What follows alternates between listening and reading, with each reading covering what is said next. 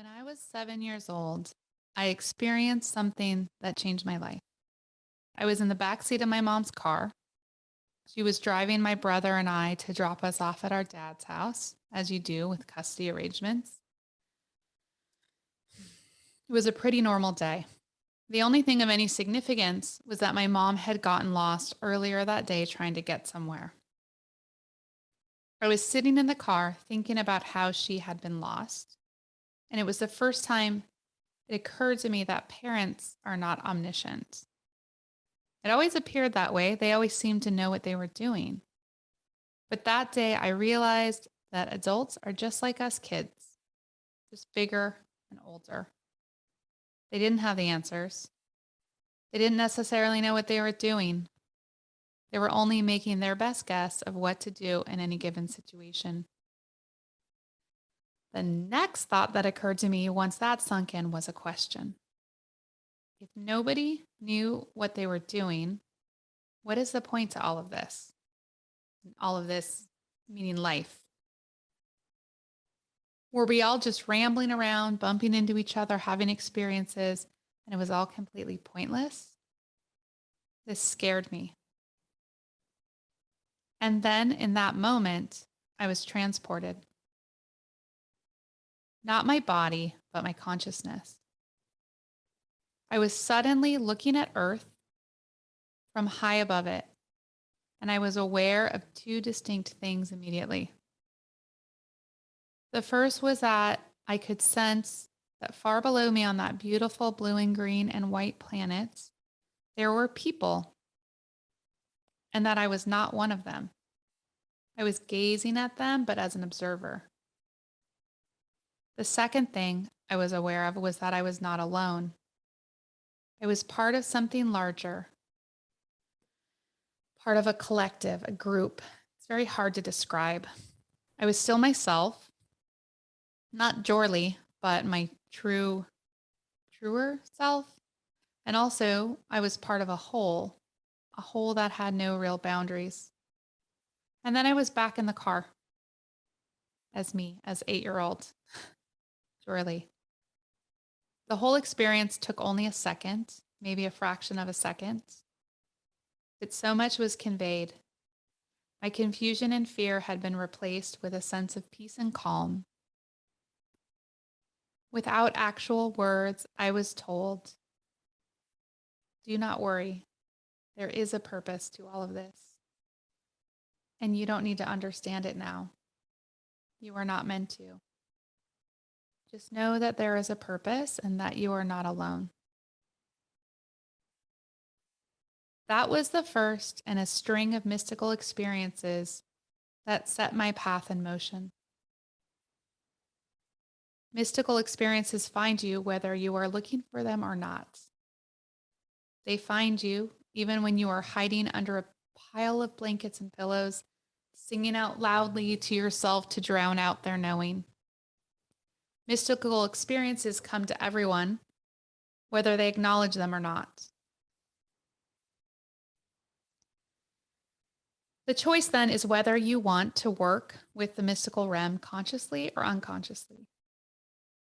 Other dimensions, psychic abilities, communication with loved ones no longer in physical bodies, past and parallel lives, whatever you want to call all of that is easier to navigate if you first acknowledge its existence. So this, and apologies for reading. I don't normally read. Welcome to Unhurried podcast, season 2, episode 1.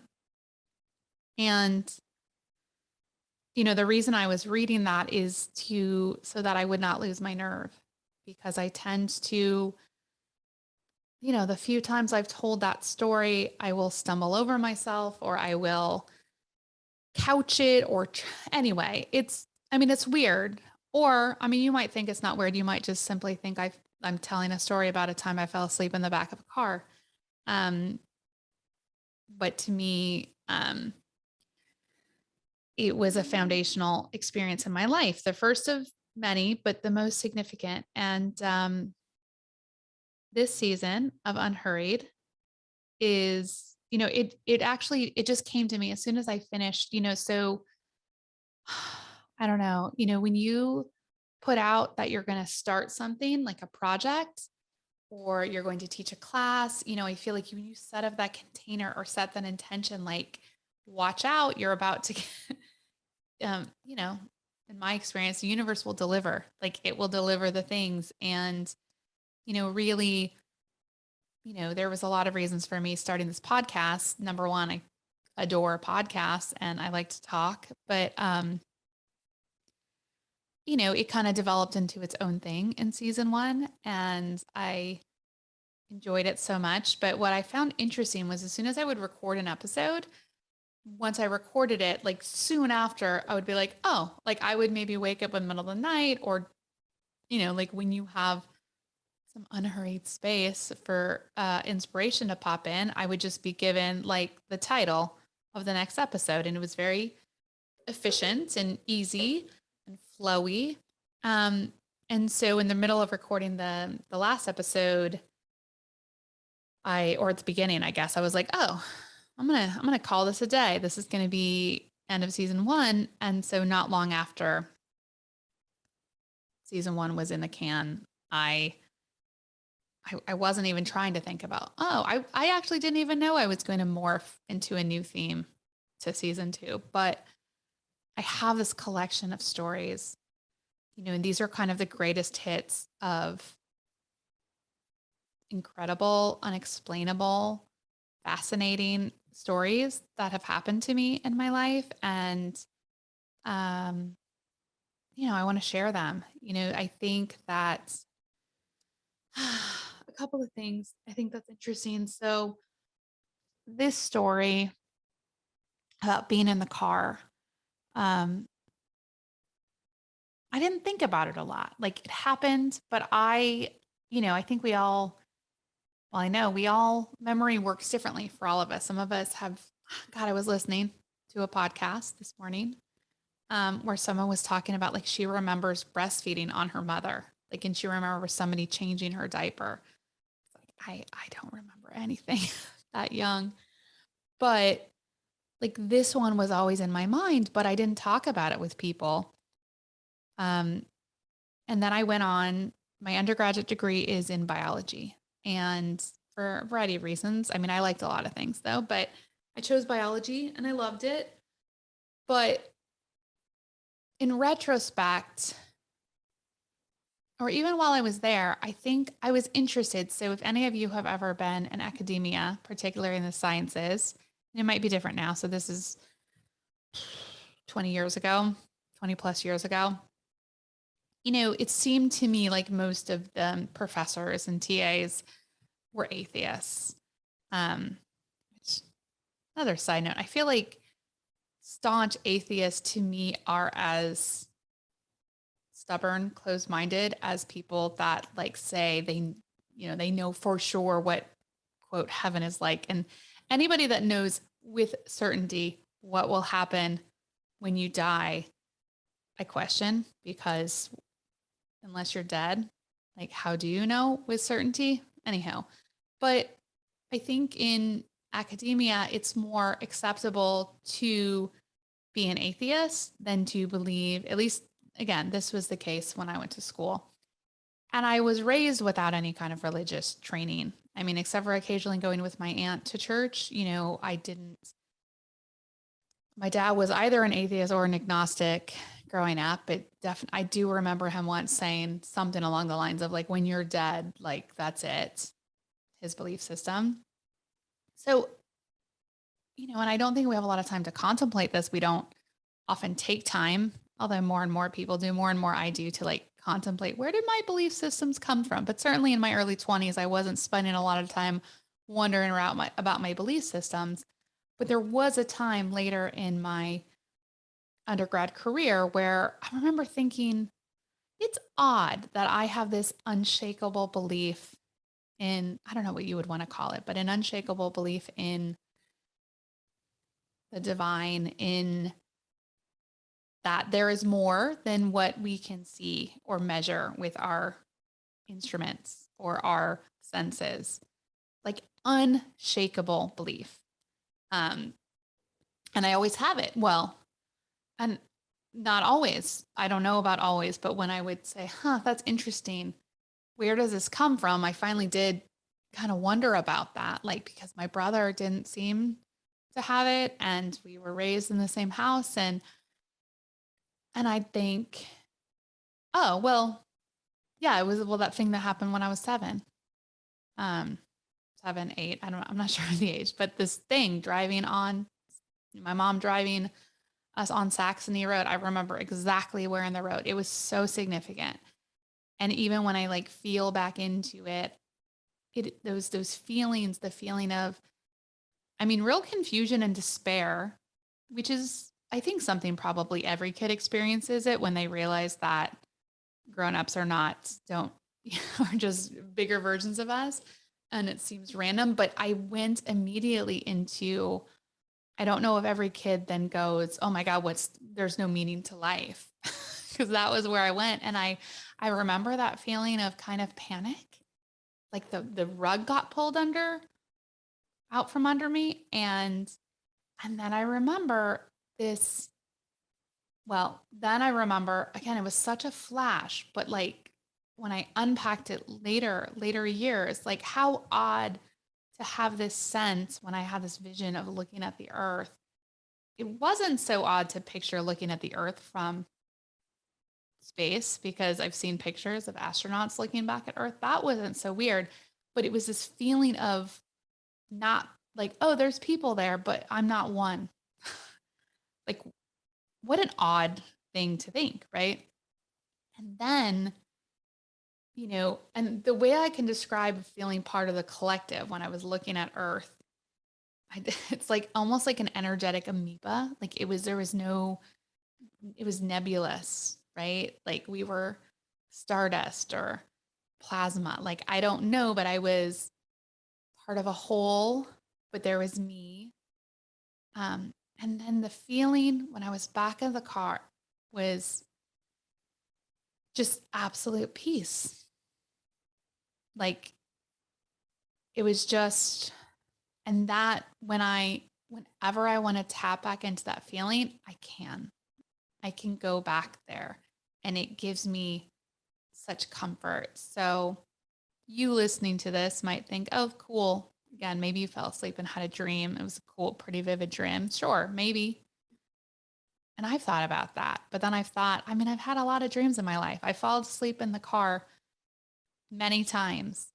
And this is this like central experience, that opened me up, that gave me absolute clarity and certainty up until now.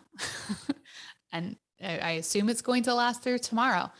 So yeah, so this season, okay, wait, sorry, going back to being an undergrad, the other thing I remember was we were studying like, I don't know, the primordial soup and, they were explaining how, before you even had like actual cells, they were kind of just replicating molecules, like precursors to RNA and DNA or whatever. And I was always like, okay, yeah, I mean, this all sounds very plausible. Actually, I mean, I didn't just major in biology. I had a concentration in ecology, behavior, and evolution. So it was like very heavy on evolutionary theory, which I still holds up, still seems plausible. But the thing I think I thought, and this wasn't entirely consciously, but I think because so many people around me, it was or in vogue in those circles to like science replaced God in a certain way. And it also felt very binary. It was like either or. Either you believe in science or you're like a religious idiot, was kind of an unspoken thing. And I wasn't religious, but I was always like, like these two things, what I would now call like spirituality and science, don't need to be at odds. And it was very comforting again, because I mean, I was a regular college student and just busy and living my life. But there was a time where I remember that with like when we were learning about cells replicating and being the precursors to DNA, I remember thinking, but like, where's the spark? Where is the spark that separates like life from non-life, right? Like you can have a bunch of cells, but what gives it life? And there was nothing. Like the more I studied, the more I realized there was no answer to that. And honestly, I loved that. I don't need everything to be explained. I like explanations, but I don't need them. So anyway, I'm digressing a little. I just, I'm sharing that story. I feel like it is a good introduction to this next set of episodes. And I have them all mapped out, which is really fun. But I am going to put a call out for your stories too. So I want to hear, I want to hear if you've ever experienced anything, what I would call mystical. So for me, mystical is, I kind of wrote this down. Let's take a look at what I put here. Nope, not that.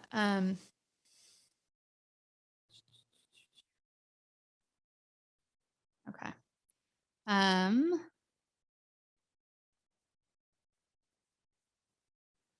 Yeah, I can't find it.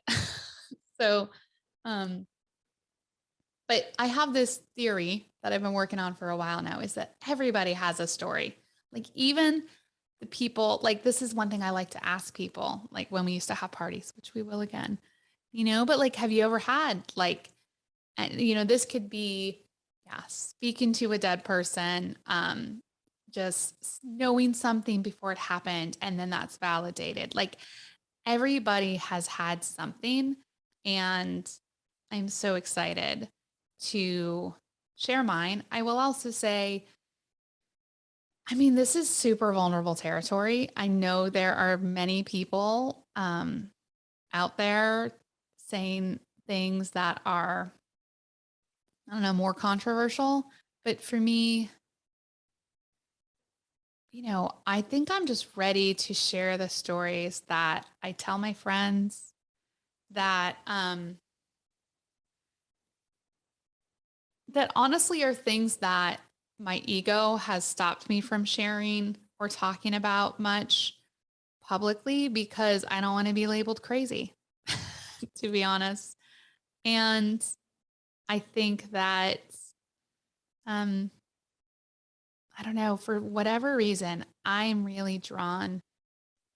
It's almost the way I feel is there's this collection of stories that I just want to get out there for one person or a million. I don't care, but like speaking my truth, sharing these things as an invitation for other people to share things that um they feel and know and find interesting but haven't been up for sharing. So yeah, I mean basically the phrase that keeps coming through my head is like, let's normalize this shit. Let's talk about, I think that the mystical realm is one of the last taboos for a lot of people. And I'm just ready to break that wall down. The last thing is though, how does this relate to Unhurried? I mean, this seems like a little bit of a turn. And I have an answer for that too.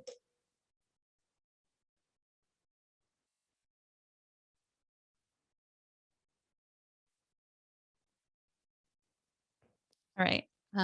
This is just for the YouTube audience, because long story short, I recorded a version of this earlier and I wanted to re-record. I was a little too nervous, a little too vulnerable, but I had a final part where I explained how this relates to Unhurried, and I'm keeping that in the podcast. But for you, my YouTube friends, I will say, yeah, Unhurried to me is if you want to allow in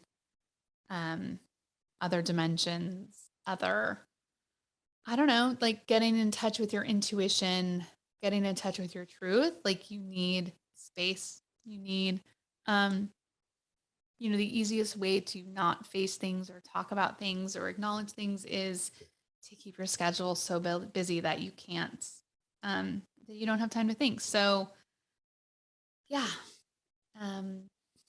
Thank you for watching. Please like and subscribe. Aren't I supposed to say that? Yeah, and I'll have some guests. There's a lot of fun stuff that we're going to be talking about, and I want to hear your ghost stories too. All right, I hope that you have an unhurried and magical week. Bye.